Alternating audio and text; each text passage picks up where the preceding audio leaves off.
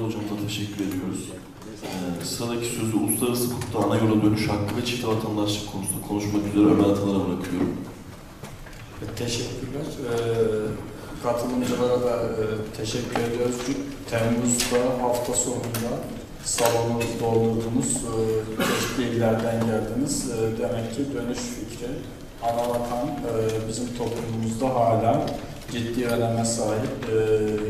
Fahri abi burada bu fikri ilk başlatanlardan, anavatanla ilişki, anavatana dönüş konusunu belki biz bu tarafta değil, Fahri abi bu tarafta, biz o tarafta olmalıyken evet, Çalıştay'da yine politikanın belirlenmesinde beraber olacağız ama demek ki toplum hala Fahri abi bu fikri benimsiyor, destekliyor. Bugün salonun dolmuş olması bunun bir göstergesi.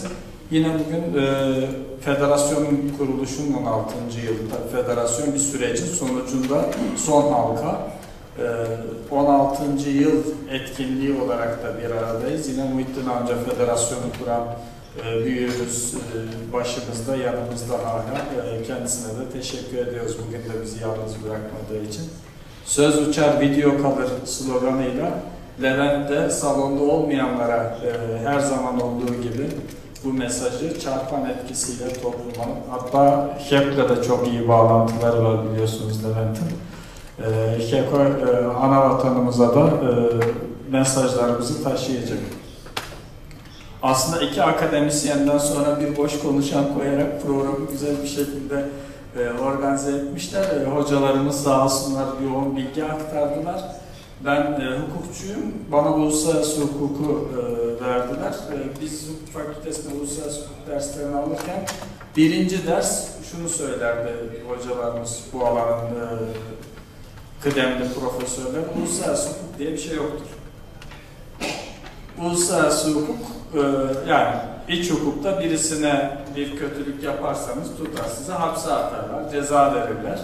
Ama uluslararası alanda birkaç istisna işte Bosna Mahkemesi, Ruanda Mahkemesi, İkinci Dünya Savaşı sonrası mahkemesi dışında öyle ciddi yaptırımlara bağlı, şunu yaparsan şu sonuca katlanırsın tarzı bir hukuk düzeni söz konusu değil. Peki ne var uluslararası alanda? Güç var.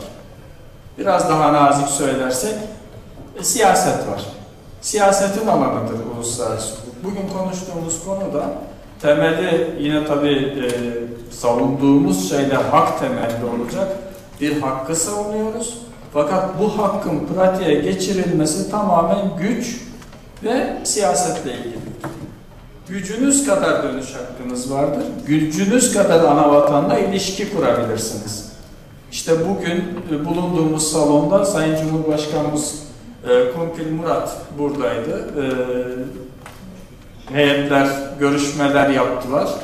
Eğer biz bu ziyaretin arkasını ekonomik olarak destekleyebilirsek, turistik ilişkiler olarak destekleyebilirsek, ithalat, ihracat olarak destekleyebilirsek, işte sanayi odasındayız.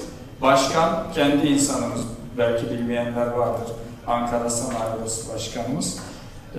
Ona da teşekkür ediyoruz bize bu imkanı sağladığı için.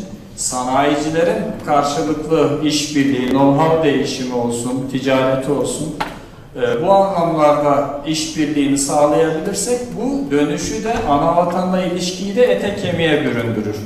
Değilse maalesef teorik kalmaya mahkumdur.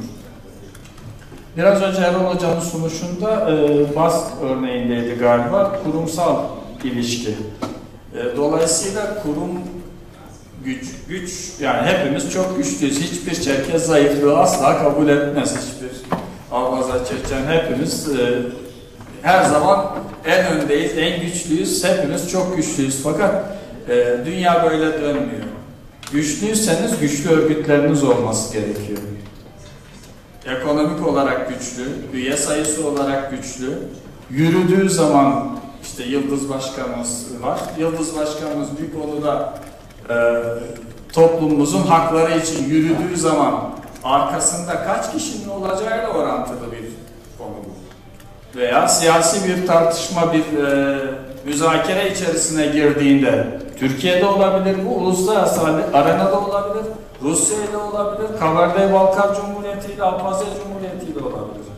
arkası ne kadar sağlamsa, biz toplum olarak onun arkasında ne kadar örgütlüysek, yani kaç üyesi varsa, üye derneklerinin, masadaki sözü o kadar geçerlidir. Dolayısıyla uluslararası hukukta dönüş hakkı böyle zaten çok keskin bir hak değil. Yani vatanına dönme hakkı üzerinden tartışılan bir konu. Yani bir Türkiye Cumhuriyeti vatandaşı sınırda Türkiye Cumhuriyeti'ne girmekten hiçbir şekilde alıkonulamaz. Veya bir Rusya Federasyonu vatandaşı. İşte İrlanda örneğinde vatandaşlar, onların çocukları diye diaspora katmanlarını Erol Hoca söyledi. Bir de İrlandalılar var. İrlandalı ama 150 yıl önce gitmiş, Arjantin'e yerleşmiş. Sınıra geldi, pasaportu yok. Ben İrlandalıyım. Yok vallahi. Böyle bir hakkın yok. Yani İrlanda vatandaşı gibi çat kapı giremezsin. Pasaportun olacak. Arjantin pasaportuyla gireceksin oraya. Biz her 21 Mayıs'ta işte Atilla abi her 21 Mayıs dönüşü 5 kilo zayıflamış olarak geliyor. Çünkü sınırda ciddi sorunlar yaşanıyor. Biz Çerkeziz, Çerkeziye'ye gireceğiz. Çerkezlerle ilgili bir anmaya katılacağız. Ama hukuken elimiz bu kadar güçlü değil. Üçüncü kademe o katmanda olduğumuz için. Eğer Rusya Federasyonu, tabi o zaman yoktu, Çarlığın ilk sürdüğü nesil, biz vatana dönmek istiyoruz, vatanımız burası dediğinde daha güçlü bir hakkı var hukuken. Çünkü oradan çıkartılmış, zorla çıkartılmış ve oraya dönmek istiyor. İşgal altına girmiş olması da bir şey değiştirmiyor. Bu da bazen kafa karışıklığına sebep oluyor. Bir ülkeyi işgal etmiş olan başka bir devlet, bir ülke hak ve sorumluluklarıyla beraber alıyor aslında orayı. Oranın insanına kendi vatandaşıyla eşit davranmak zorunda. Zaten dönüş hakkıyla ilgili şu anda Çerkez bağlamında en önemli tartışma konusu bu. Biraz sonra detaylı gireceğim. Eğer biz bir dönüş olmasa bile burası, yani Tataristan'dan Adige Cumhuriyeti'ni farklı görüyoruz. Biz de farklı ilişkilenmek istiyoruz veya Çuvaşistan'dan, Tuva bölgesinden, St. Petersburg'dan bizim için farklı bir ilişki hakkına sahip olmak istiyoruz burasıyla diyorsak, bunun için bir, güçlü bir örgütlülük sahibi olmamız lazım. İki, siyasi olarak bu hakkı desteklememiz gerekiyor. Sadece Türkiye'de, sadece Rusya'da değil, uluslararası kuruluşlar nezdinde de bunu savunmamız gerekiyor. Yine Erol Hoca'nın sunuşunda vardı. Diaspora kelimesi Türkiye'de tukaka kelimelerden biriydi, Ermeni diasporası meselesinden dolayı. Bir diasporanın tek hakkı da ana vatana dönmek, ana vatanda yaşamak da değil. Diasporanın bulunduğu ülkede de hakları var. Biz bir diasporayız, ana vatanla ilişkilerimizi kurmak istiyoruz diye büyük ihtimalle 30 yıl önce bir cümle kursak, vay Ermenilerden sonra Çerkezler de başladı denecekti. Federasyonun kuruluşunda bir takım mesajlar, talepler dile getirilince sanırım Hürriyet gazetesi, o dönem en büyük gazete, şimdi de Çerkezler başladı diye manşet attı. Neye atıf yapıyor? Kürtlere. Yani Çerkez toplumu tanınmadığı için Çerkez'i tanımak istiyor. Bu anormal bir şey değil. Onu özellikle altını çizmek istiyorum. Siz kamusal alanlarda, uluslararası mecralarda kendi talebinizi, kendi sorununuzu, kendi özgünlüğünüz ve öznelliğiniz içinde, yani Çerkezce ve Çerkez bir literatür oluşturmazsanız hak talebinizle ilgili, sizi tanımak isteyen insan ne yapsın? Türk, Amerikalı, İngiliz ne yapsın? Sizi bir şeye benzetecek. Hani filin tuttuğu yerine göre fili tarif eden gibi. Siz kendinizi karanlıkta sadece Çerkezlere propaganda yaptığı ortamlarda tutarsanız, sizin sorunlarınızı kamusal alana yansıttığınız anda bunu Ermeniye benzeterek anlamaya çalışacaklar. Benzeyen yönü var mı? Var ve çok.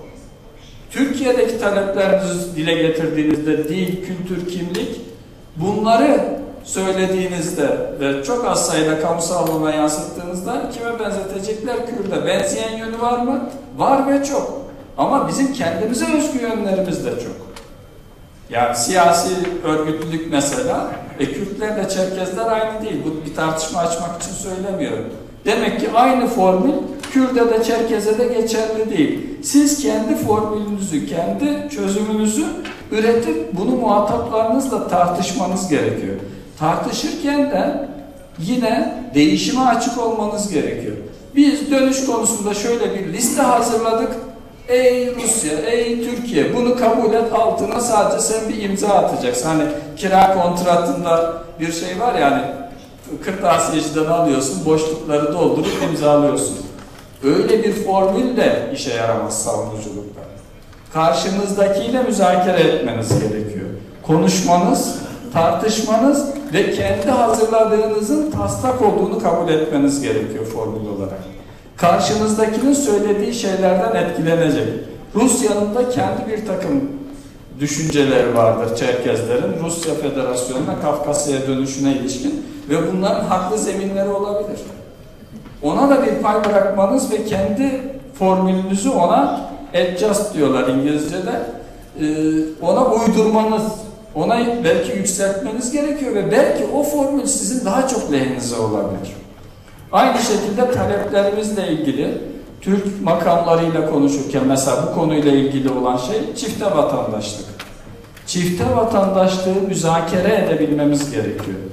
Neden çifte vatandaşlık istediğimizi ve bu isteğimizin neden bir hak olduğunun yanı sıra Türkiye'nin de neden lehine olduğunu anlatabilmemiz gerekiyor. Biz sadece ne istiyoruz ve neden hakkımızla sınırlı kalamayız müzakereye giriyorsak. Müzakerede karşıdakine de bir havuç uzatmak gerekiyor.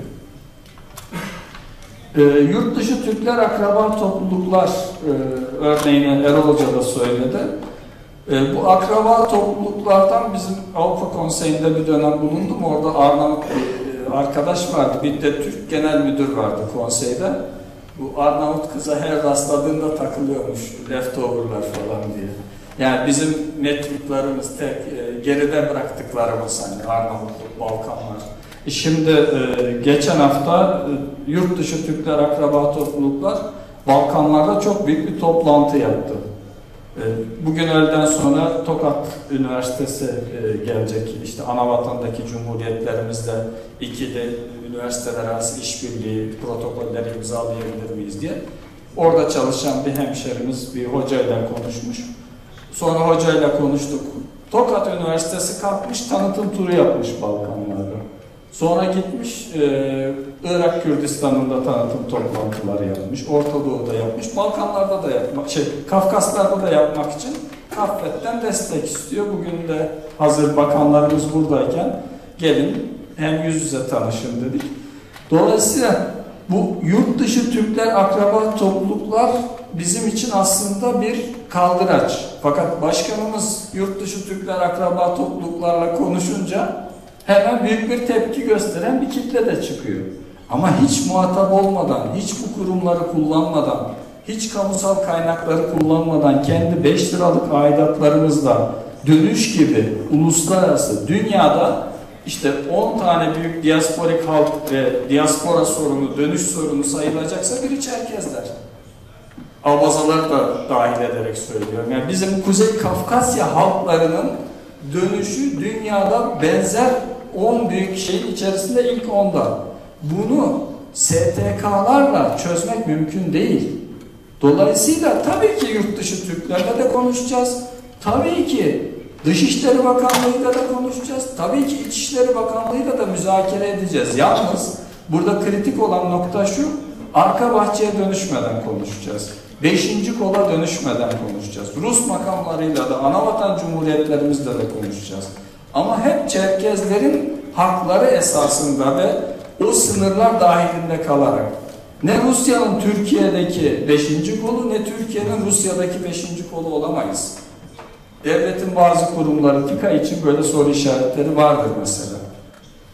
Bu tip faaliyetlere, 5. kol tarzı faaliyetlere kapı araladığına ilişkin. Bütün faaliyetlerini öyle göremeyiz. TİKA önemli işler yapan büyük bir kurumumuz ama endişeleri de gidermek gerekiyor.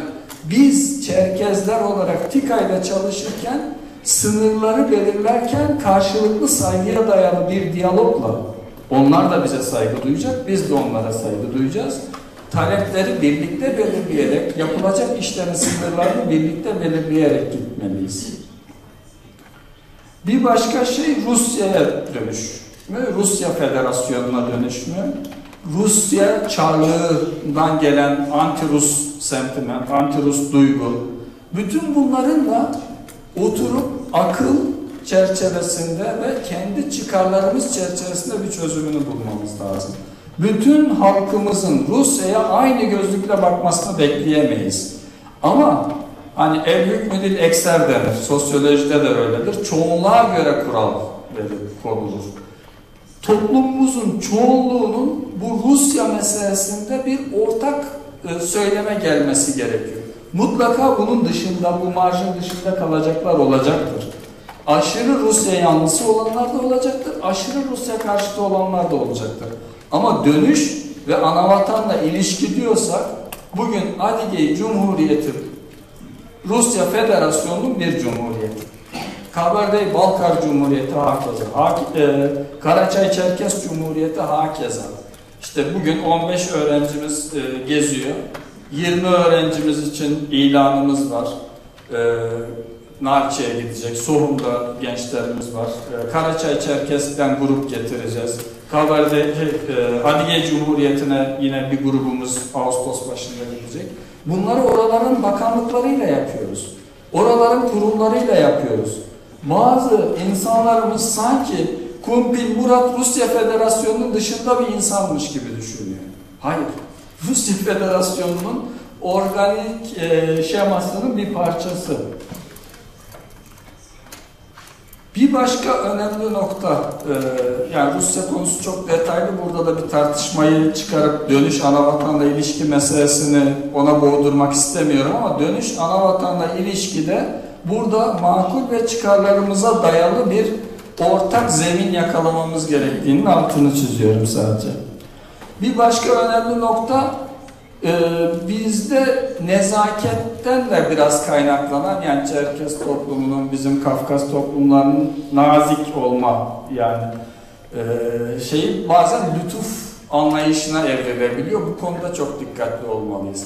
Hak temelli duracağız. Her zaman birey olarak, kurum olarak, toplumsal meselelerde hak temelli durmalıyız. Dönüş hakkı, ana vatanıyla ilişkilenme hakkı, çifte vatandaşlık hakkı, çifte vatandaşlık Rusya'nın elini eteğini, Türkiye Cumhuriyeti'nin elini eteğini öperek alacağımız bir şey değil. Bu bizim hakkımız, bunu bize vermek durumundalar. Fakat bunun şartları, zamanlaması müzakere edilebilir. Bu başka bir şey. Fakat hak temelli anlayıştan asla ayrılmamalıyız. Bu hakkı bize verdiği zaman medenice teşekkür edilebilir.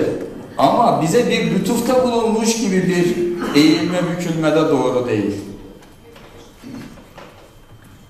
Dönüş hakkıyla ilgili temel dayanak Birleşmiş Milletler Medeni Siyasi Haklar Sözleşmesi'nin 2. ve 12. maddeleri olarak görülüyor.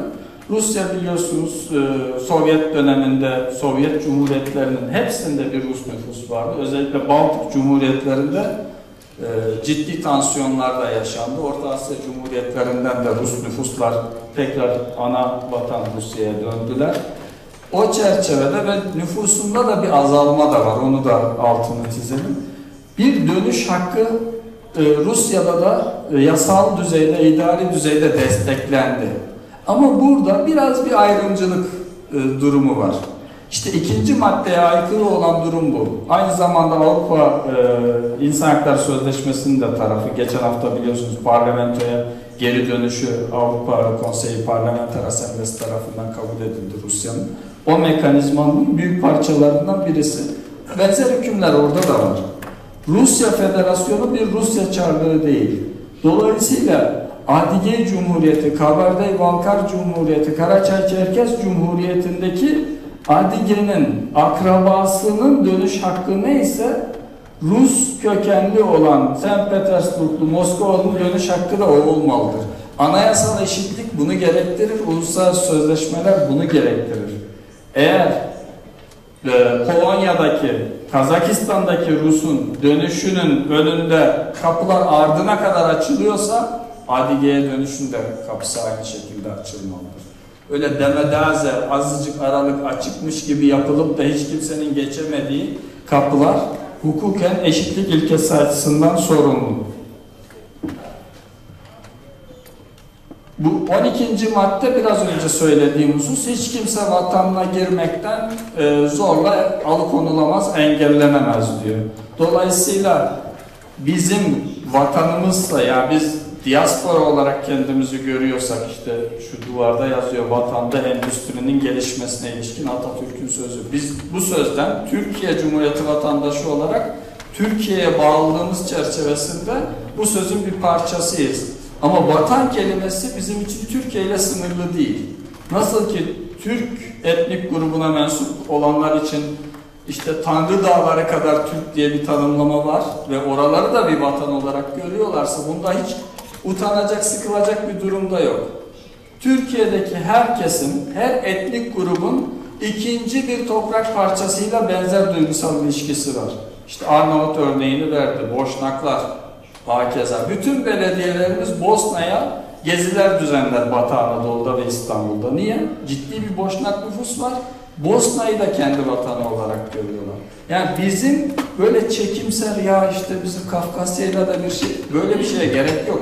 Türkiye'deki her etnik grubun ikinci bir vatanı var. Bizim de var. Bunu net ve yüksek sesle söylememiz lazım. Kısık utangaç seslerle değil. Huzursuzluk. Hani bir huzursuz bacak sendromuyla tıp bu aralar uğraşıyor. Evet, buranın her şeyinde, işte her türlü savaşında bulunmuşuz. Ben Maraşlıyım. Maraş'ı kurtaran komutan benim adımı aldığım Hacı Umar'ın arkadaşı Aslan Bey. Çerkes. Antep öyle. İşte bu yıl 2019, 1919'un 100. yılı. Muhittin amca o işin uzmanı. Her kademesinde, bu Cumhuriyet'in kuruluşunun her kademesinde Çerkezler var. Sivas Kongresi'nin güvenliğini Uzunyaylalı atlı Çerkezler sağlıyor. O kongrede karar alınarak Cumhuriyet kurulmuş. Sonraki bütün aşamalarda da hakeza. Ama evet, burayı benimsiyoruz. Sonuna kadar parçasıyız. Haklar, ödevler, vergisi, askerliği, ama huzursuz bir tarafımız da var.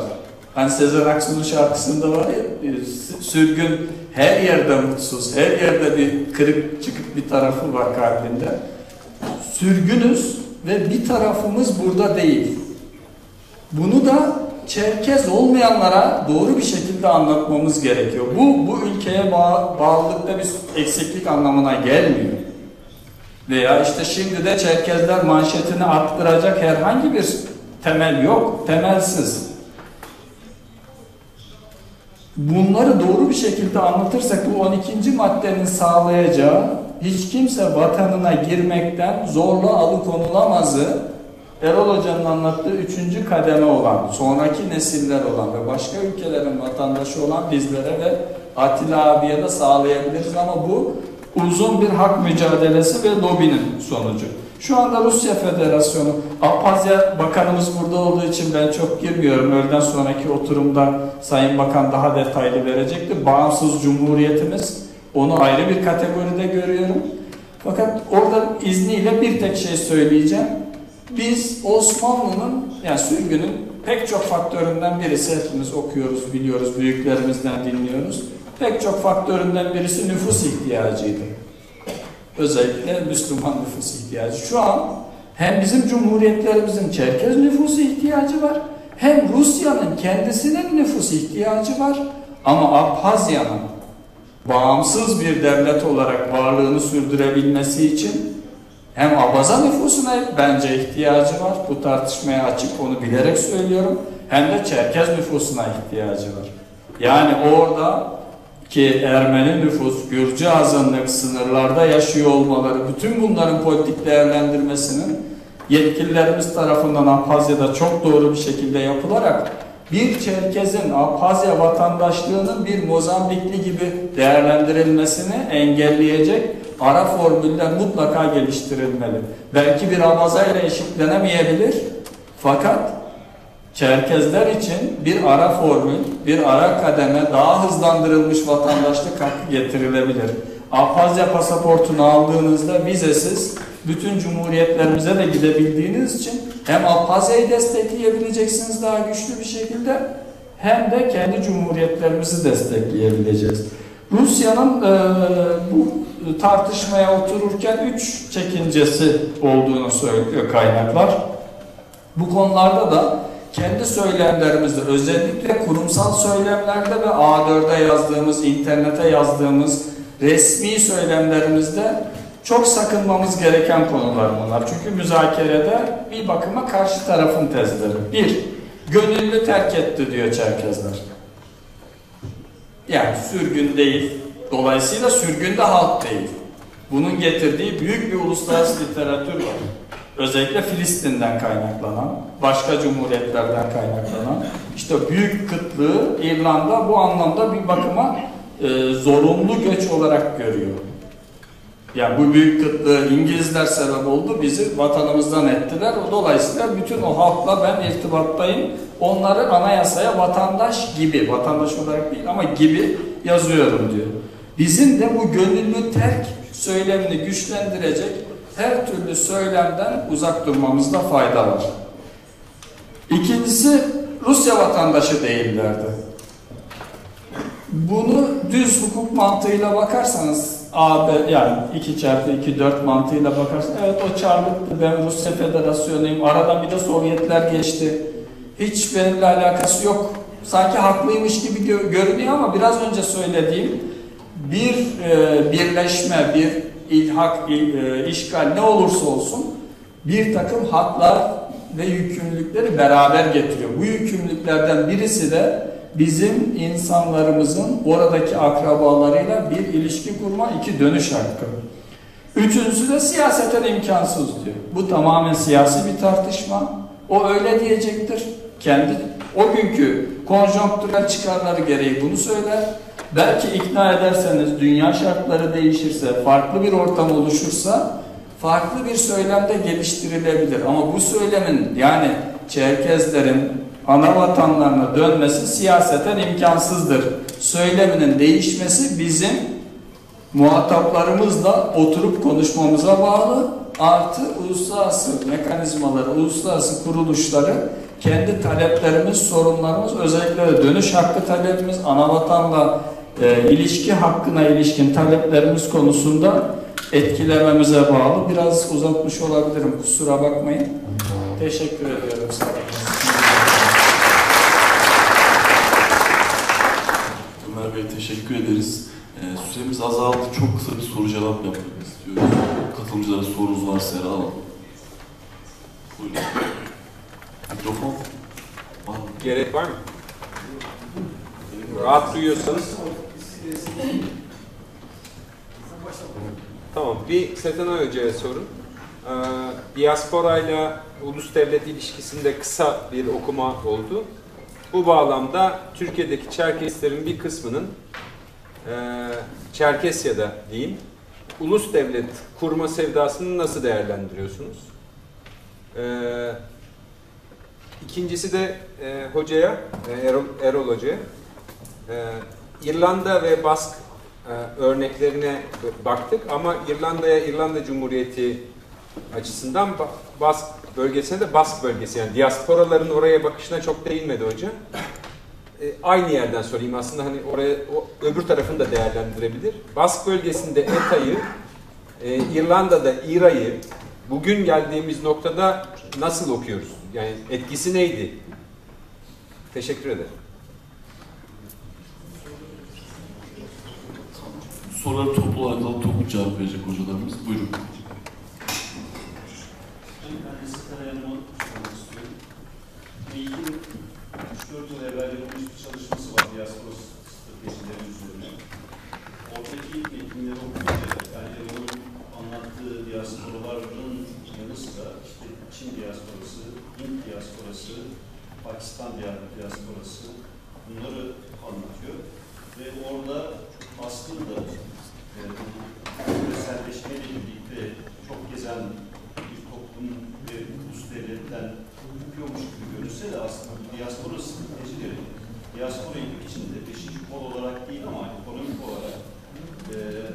ulus devlete katkıda bulunacak şekilde geliştirmeye yönelik stratejiler geliştiriyor.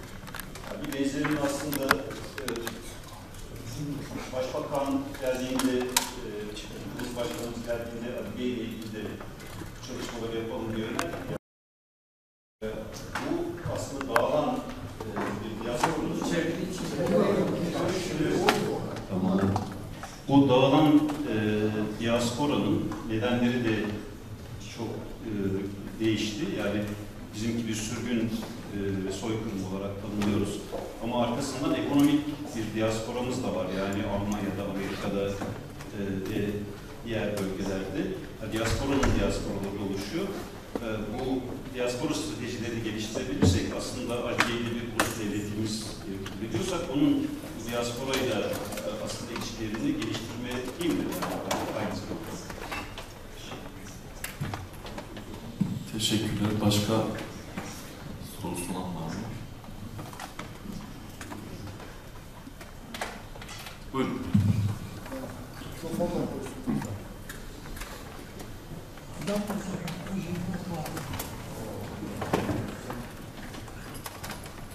Adapazarı Hacı Faruk.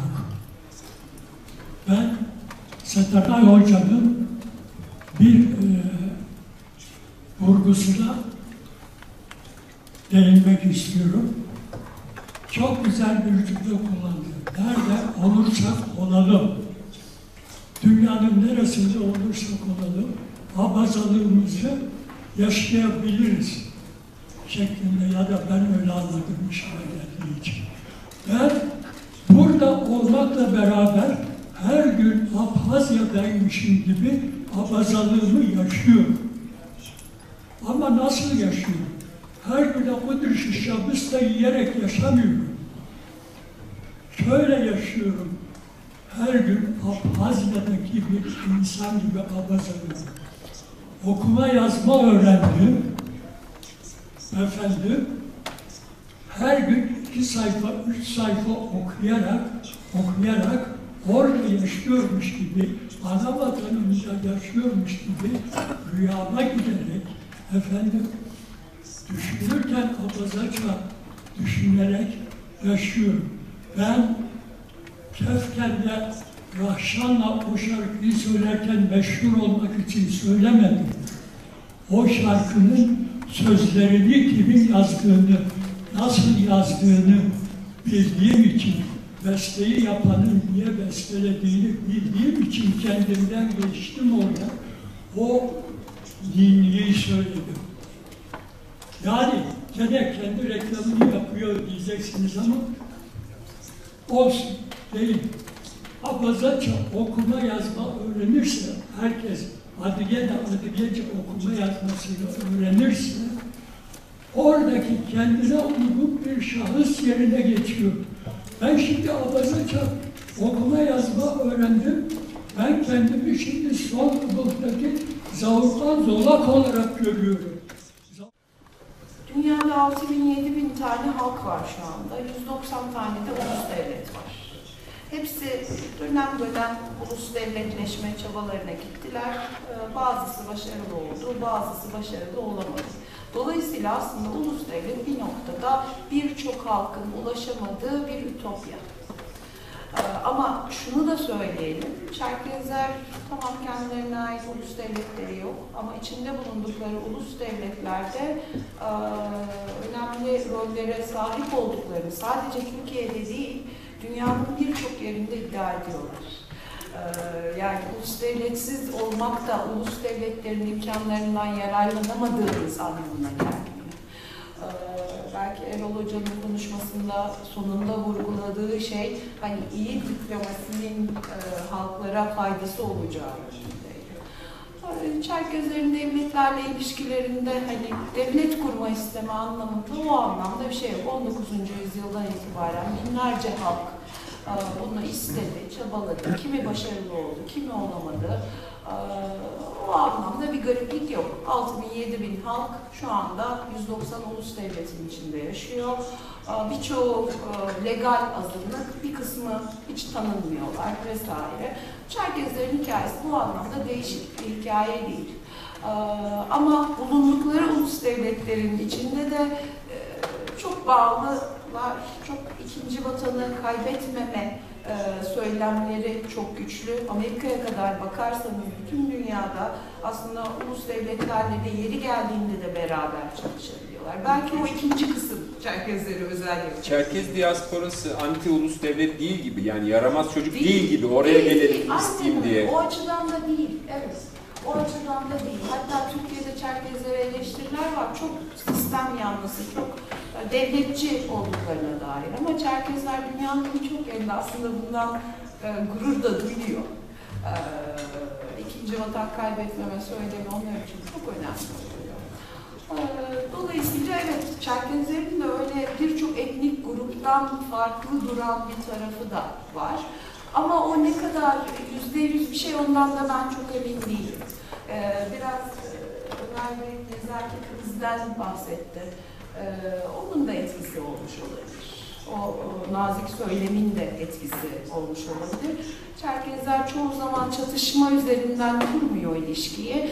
Biraz daha nezaket üzerinden, biraz daha iletişim üzerinden, biraz daha karşılıklı anlayış kurma, belki diplomasi diyebileceğimiz yöntemler üzerinden kuruyorlar. Ama o kadar yaramaz çocuk değiliz, evet.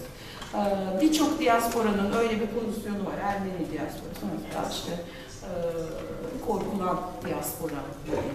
Bizde işler o kadar net değil ama o kadar da her devletle de iyi anlaşıyoruz. Sağ olsunlar, her istediğimizi verdiler gibi bir durumumuz da hiçbir zaman olmadı.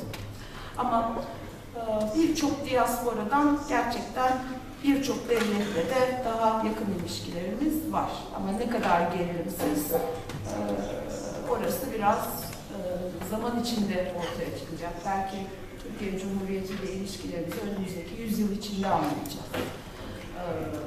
1920'lerde ne oldu, 30'larda ne oldu, 40'larda ne oldu? Belki bunun için biraz zamana ihtiyacımız var. Şu an belki sadece Kürtler örneği üzerinden, Ermeniler örneği üzerinden konuştuğumuz için Çerkezler bir çocuk olarak duruyor olabilir. Şey var mıdır? Stockholm etkisi var mıdır? Anti-ulus devlet olması gereken bir şeyin ulus devlet olma sevdasında. Belki de vardır ama belki de o hani kurban diaspora değil, biraz daha stratejiler üreten bir diaspora hali vardır. Stockholm etkisi de gene bir kurbanlık içeriyor çünkü. Ben Çerkezlere baktığımda o kadar da tamam, bütün bu tarihsel bagajımız var ama aktif de bir halk görüyorum. Evet, yani bu toplantı tamam 21. yüzyılda yaptığımız bir şey ama 60'lardan, 70'lerden, 50'lerden itibaren elinden gelen bir halkı görüyorum bulunduğu coğrafyalar. Onun için de Stockholm sendromu, full asimilasyon, bittik biz şeyleri bana şu enerjiyi vermiyor. Ya da bilmiyorum, iyimser düşünmek istiyorum. Biraz da öyle bir tarafı var belki de. İkinci mesele ekonomik diasporalar. Gerçekten ekonomik diasporalar küreselleşmeyle birlikte önümüzde araştırılması gereken yepyeni gruplar olarak karşımıza çıkıyor. O ellerindeki imkanı nasıl kullanacaklar, ana vatanlar nasıl kullanacaklar, bulundukları ev sahibi toplumuyla nasıl ilişki kuracaklar, çünkü güçleri de büyük. Eğer ki finansal imkanınız varsa bir Hint diasporası söz konusu olduğunda mesela bayağı büyük bir güç ve gelecekte etkili olabilecek, finansal çevrelerde, küresel dünyada etkili olabilecek aktörlerden bahsediyoruz. Dolayısıyla o da devletle ilişkileri değiştiriyor. Gerçekten işte daha üst sınıf bir diasporanız olduğunuzda farklı noktalara gelebiliyorsunuz. İşte Almanya'daki okumaya gitmiş insanlarla çalışmaya gitmiş insanlar arasında mesela iki ayrı diaspora olduğunu da söyleyebiliriz. Reaksiyonları da çok farklı zaten Türkiye'yle kurdukları ilişkiler anlamında. Dolayısıyla evet, gelecekte onların ilişkilerinin bütün bu diaspora literatürünü, bütün bu kurban meselesini zaten değiştirmiş durumda.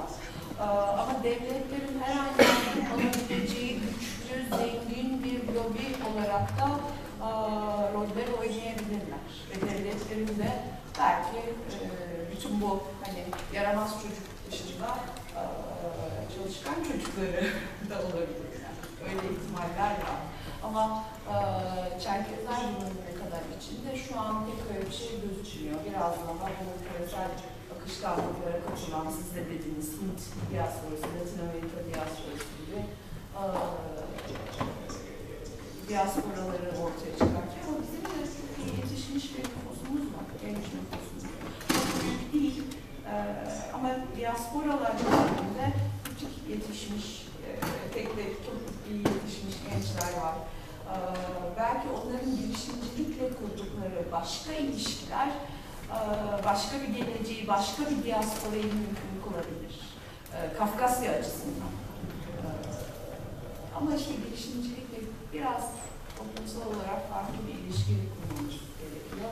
Sadece bizim değil, belki Türkiye halklarının da bu anlamda farklı ilişkiler kurması önemli olabilir.